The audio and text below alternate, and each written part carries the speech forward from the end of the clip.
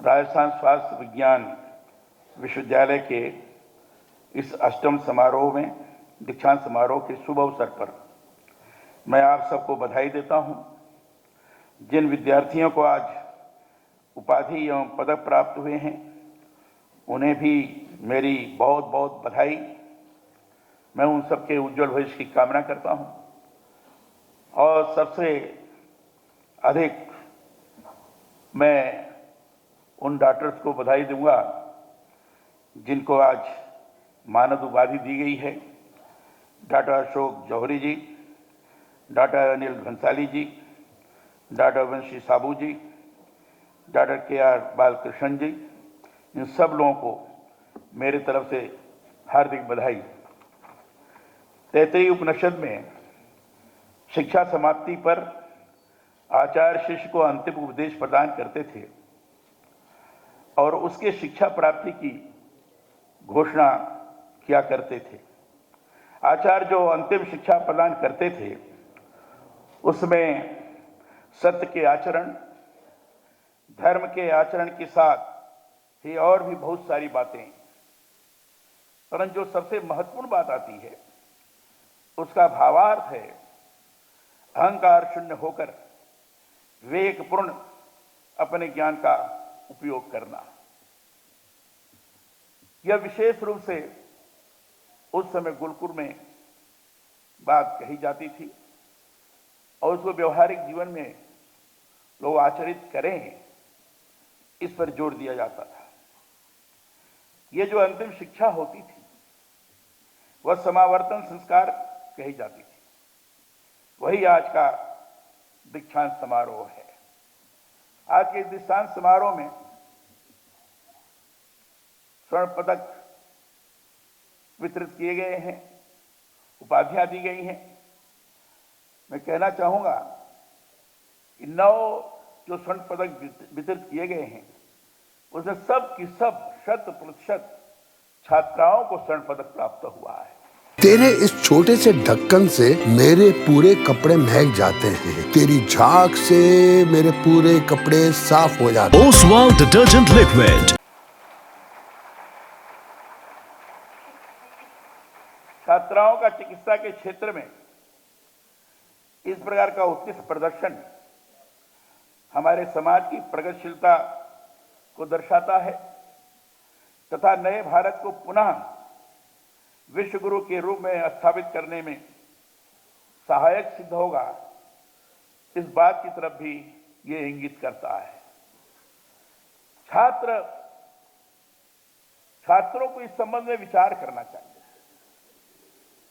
मैं जहां भी दीक्षांत समारोह में जा रहा हूं, अधिकांश स्थानों पर गया, सभी दीक्षांत समारोहों में विशेष रूप से जो स्वर्ण पदक वितरित किए हैं उसमें 80%, 85%, कहीं कहीं 60% इतनी छात्राओं ने स्वर्ण पदक प्राप्त किया है। छात्रों की संख्या कम है, इस पर विचार करने की आवश्यकता है। छात्राएं आगे बढ़ें, हर क्षेत्र में आगे बढ़ें। नारी सशक्तिकरण का ये समय है और जहां भी उन्होंने अगुवाई की है निश्चित रूप से सफलता प्राप्त हुई है। नारियों का आगे बढ़ना भारत के लिए एक शुभ संकेत करता है। हमारे यहां कहा गया है जत नारे पूजनते रमनते तत्व देवता। इसका अर्थ मैं लगाता हूं जहां नारियों का सम्मान होता है वहां सकारात्मक प्रवृत्ति का निर्माण होता है और सकारात्मक प्रवृत्ति वहां के वातावरण को बड़ा पवित्र बनाती है और जहां पवित्रता रहती है वहां देववास होता है, देवताओं का वास होता है। इसलिए कहा गया है, तो ये शुभ लक्षण मैं मानता हूं। आप सभी देश और समाज की चिकित्सा स्वास्थ्य सेवाओं की धरोहर है। इसलिए आपसे इस अवसर पर मैं यह भी अपेक्षा करता हूं कि अपने अर्जित ज्ञान का अहंकार रहित होकर समाज के अधिकाधिक भले के लिए उत्कृष्ट स्वास्थ्य सेवाओं के लिए उपयोग करें। चिकित्सा शिक्षा का तो मूल ही है सेवा भावना से कार्य।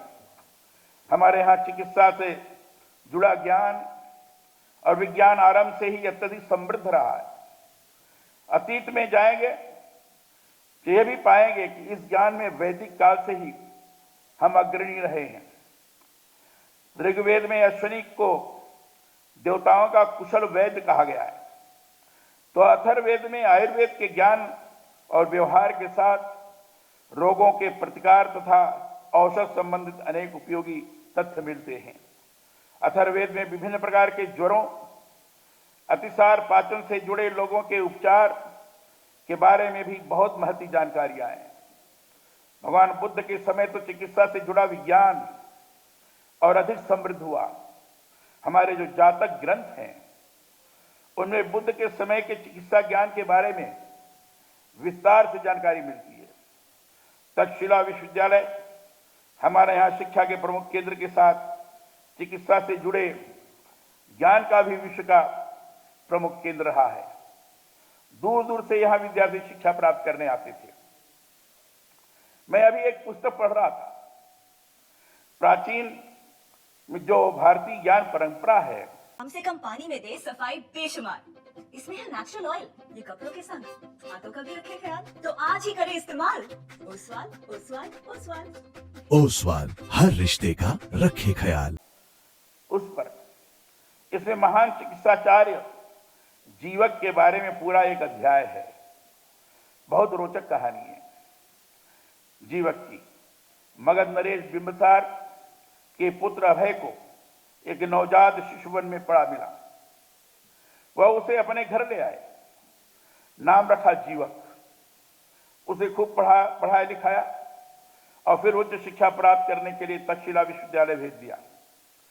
जीवक ने 7 साल तक वहां कड़ी मेहनत कर आयुर्वेदाचार्य की उपाधि प्राप्त की। फिर भी उद्विग्न था। उसे परेशान देखकर आचार्य ने कारण पूछा तो उसने कहा, मेरा तो कोई कुल गोत्र ही नहीं है, कहां जाऊंगा, आप ही अपने यहां सेवा में रख लें। आचार्य ने तब कहा कि वह तुम्हारी योग्यता, क्षमता, प्रतिभा और ज्ञान ही तुम्हारा कुल और गोत्र है। चिकित्सा का जो ज्ञान तुमने प्राप्त किया वही तुम्हें सम्मान दिलाएगा। जाओ और रोग ग्रसित पीड़ित प्राणियों की सेवा में अपने को समर्पित कर दो, इसी से तुम्हारी पहचान बनेगी। और फिर यही हुआ। जीवक अपने समय के बहुत बड़े चिकित्साचार्य के रूप में ख्यात हुए। ये कहानी हम सब लोगों के लिए एक मूल भाव प्रस्तुत करती है। आज जो हमारा चिकित्सा के क्षेत्र में हमने ज्ञान प्राप्त किया है, वो ज्ञान का समुचित तौर पर सदुपयोग हो रहा है कि नहीं हो रहा है, यानी स्वस्थ गुणवत्तापूर्ण हम स्वास्थ्य सेवाएं प्रदान कर पा रहे हैं कि नहीं कर पा रहे हैं, हमारे अंदर समर्पण भाव है कि नहीं समर्पण भाव है।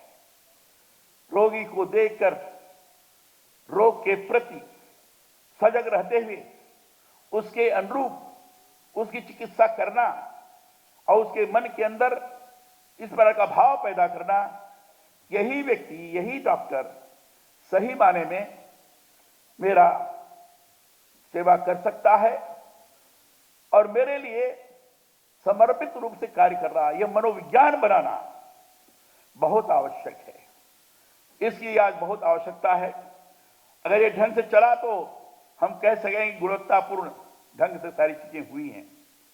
अभी आदरणीय मुख्यमंत्री जी बता रहे थे कि कोविड के दौरान जिस तरीके से स्थिति का निर्माण हुआ था, और मैं कह सकता हूं, मैं भी चूंकि रहा हूं, देखता रहा हूं, बात भी करता रहा हूं, यहाँ के डॉक्टर्स ने जिस समर्पण भाव से काम किया, मैं उनकी जितनी तारीफ करनी चाहिए उतनी तारीफ करता हूं।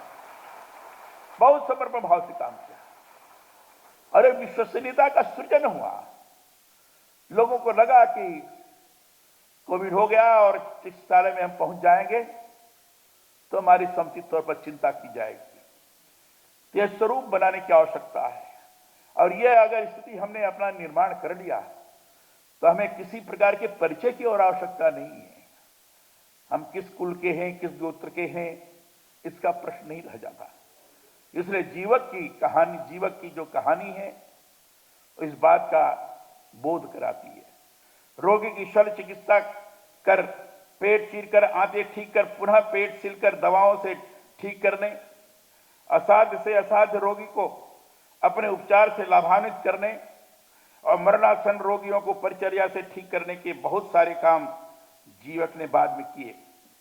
कहते हैं महात्मा बुद्ध को जीवक ने ही रोग से मुक्त किया था। हम कह सकते हैं कि अपने समय के बहुत बड़े डॉक्टर जीवक हुए हैं। इसी तरह आप देखें, अश्विनी कुमारों ने राजा ययाति की पुत्री सुकन्या के पतिव्रत से प्रसन्न होकर महर्षि च्यवन को वृद्धावस्था से चिरजीवन प्रदान किया। ऋषि दधीच के कटे सिर को फिर से जोड़ा। धनवंतर ने 100 प्रकार की होने वाली मृत्यु के बारे में विशद जानकारियां देते हुए स्वर्ण पात्र में अमृत रूपी औषधि का आविष्कार किया। धन्वंतरी संहिता आयुर्वेद का मूल ग्रंथ है।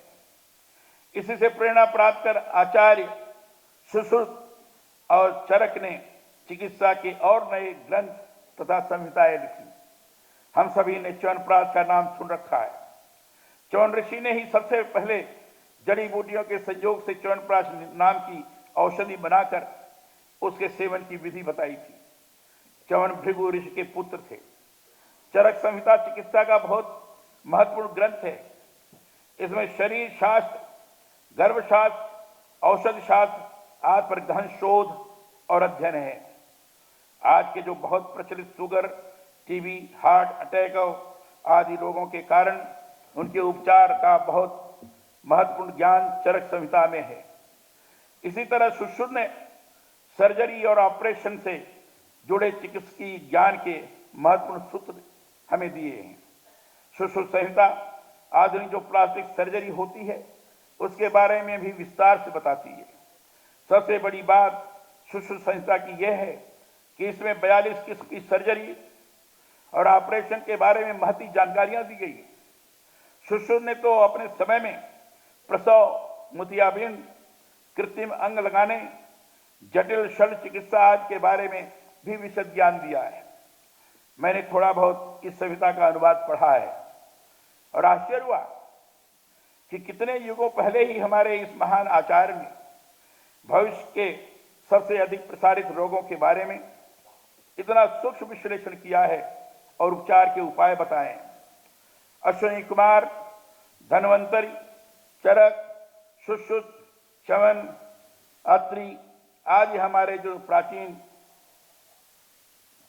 चिकित्सा विज्ञान के आचार्य हैं, उन्होंने अपने चिकित्सा से जुड़े ज्ञान को एकत्र कर आम जन को उनसे निरंतर लाभान्वित किया है।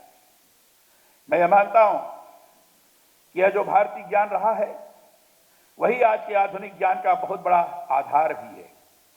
यहां दीक्षांत समारोह में आप सभी विद्यार्थियों से मैं यह भी विशेष रूप से साझा करना चाहता हूं कि पहले चिकित्सा का जो ज्ञान अर्जित होता था उस पर कई कई दिनों, महीनों और वर्षों तक चिंतन और विमर्श होता था।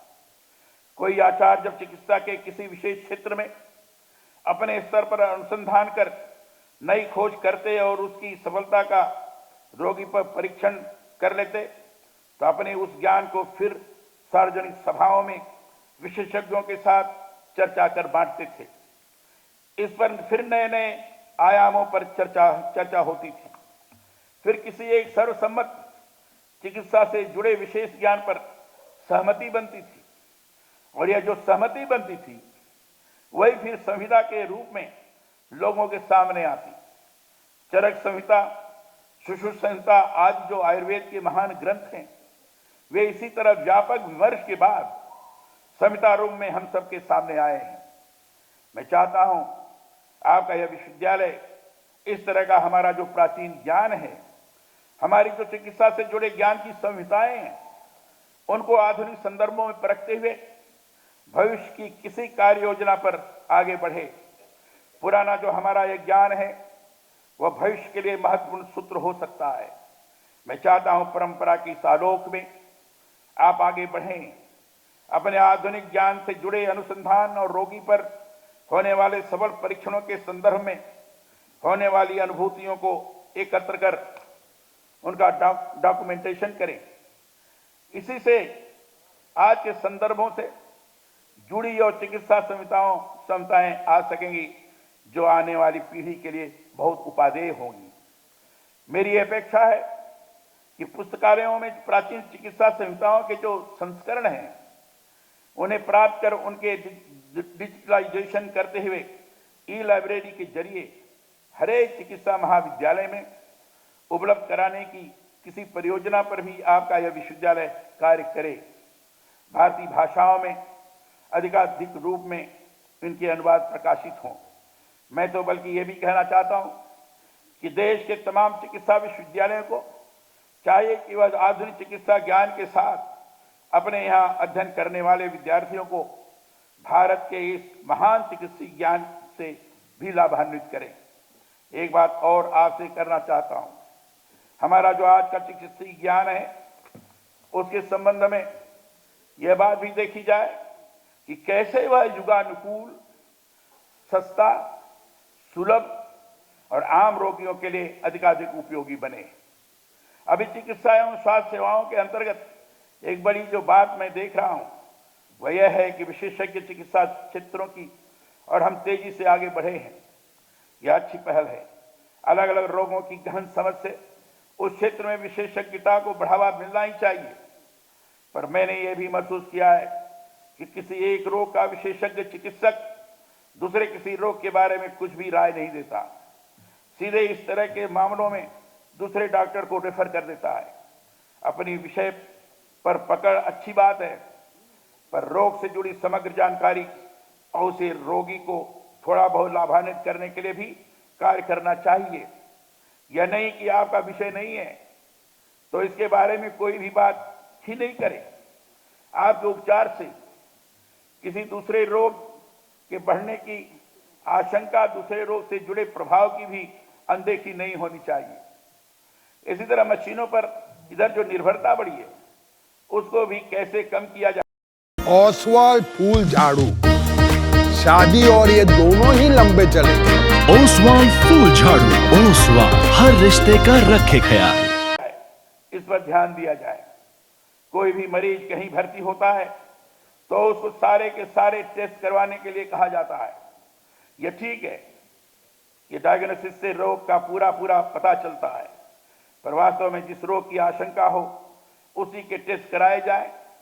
सारे टेस्ट मरीज पर बहुत भारी पड़ते और फिर बहुत सी मशीनों के रेडिएशंस के भी बुरे परिणाम होते हैं। आप सभी इस बात को जानते हैं, इसलिए इन मुद्दों पर भी ध्यान देने की जरूरत है।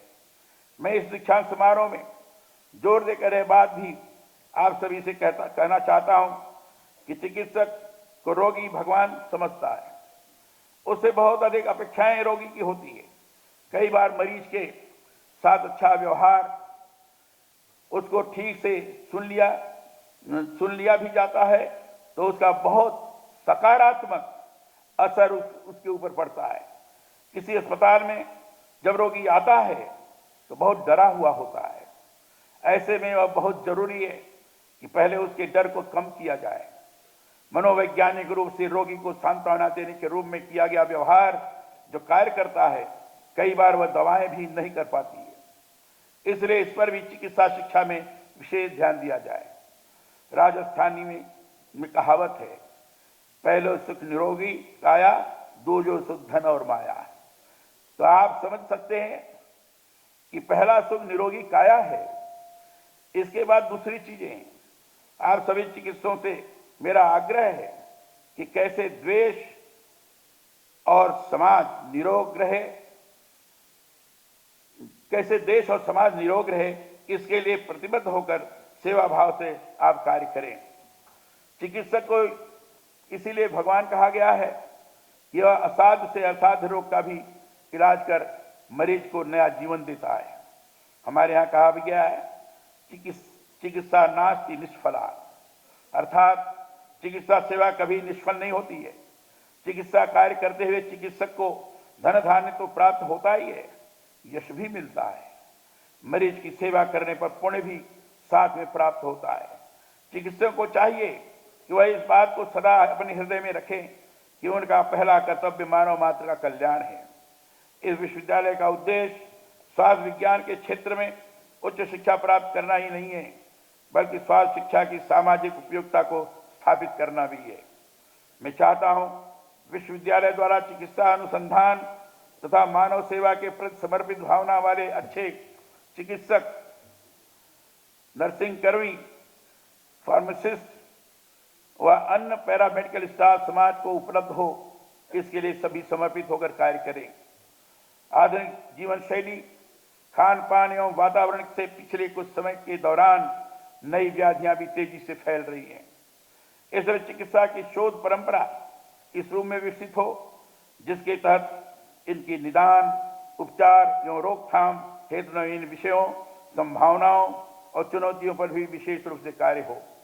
मुझे बताया गया है कि राजस्थान स्वास्थ्य विज्ञान विश्वविद्यालय द्वारा विद्यार्थियों को चिकित्सा क्षेत्र के शिक्षा के क्षेत्र में गुणवत्तापूर्ण शिक्षा प्रदान करने के उद्देश्य से विश्वविद्यालय के संगठक मेडिकल कॉलेज, डेंटल कॉलेज और नर्सिंग कॉलेजों की स्थापना हो चुकी है।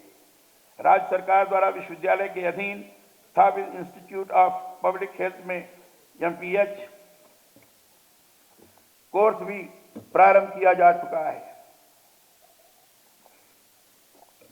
यह सब अच्छे कदम हैं, इसकी मैं प्रशंसा करता हूं। निश्चित ही इससे आने वाले समय में विश्वविद्यालय का और तेजी से विकास होगा। प्रदेश के पिछड़े इलाकों, गांव, आदिवासी और जनजाति क्षेत्रों में प्रचलित रोगों की जानकारी युवा चिकित्सकों को होनी जरूरी है। मैं चाहता हूं कि इस संबंध में युवा चिकित्सक रुचि लेकर कार्य करें। उन्हें चाहिए कि वे सुदूर गांवों, आदिवासी क्षेत्रों में जाकर वहां चिकित्सीय सेवाओं को सुदृढ़ करने में अपनी भूमिका निभाएं।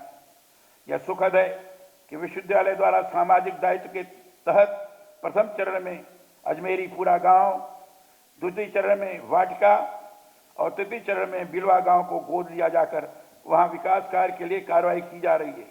मैं इसकी सराहना करता हूं।